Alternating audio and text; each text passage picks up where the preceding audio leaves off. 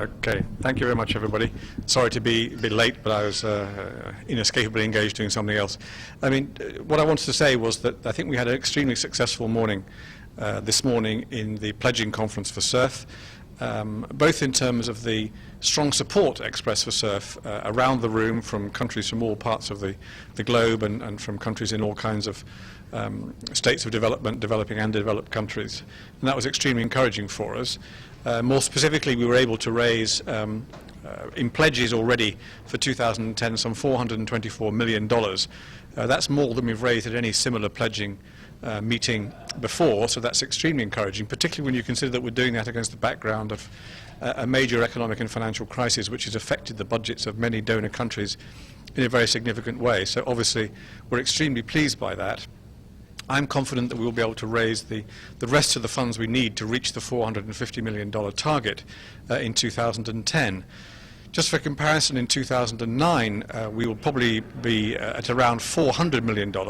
That's partly due to exchange rates, but it's also partly due to the fact that we've been particularly successful this year in raising more funds. A number of countries have increased their contributions this year. I don't think any country has reduced its contribution this year.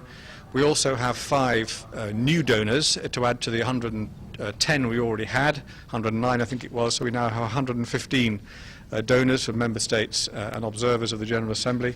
That's extremely good news. It's a practical illustration of the fact that the CERF is a fund from all countries, for all countries, depending on need. What's particularly pleasing is to see a large and increasing number of countries who are recipients of CERF funding being contributors to the CERF as well, even if only modestly. Again, that's a symbol of their political support and what they want, the message they want to send about the importance of the CERF for international solidarity. Just to single out a couple of developments worth drawing attention to. One is the US back on the scene as a significant donor to CERF with $10 million this year. And the second is the contribution, I think it's the first ever from the Russian Federation to CERF, $2 million.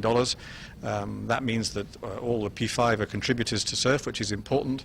It also means that when we look at the map of those involved in CERF, either as recipients or donors, what was a large white space is now filled in.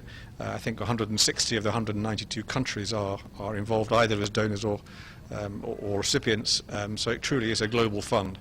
So overall we're extremely pleased by the fundraising effort today.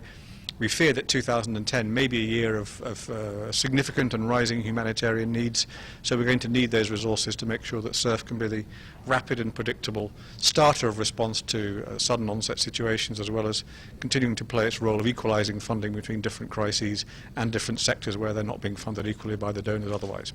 So let me stop there, and I'm happy to answer your questions.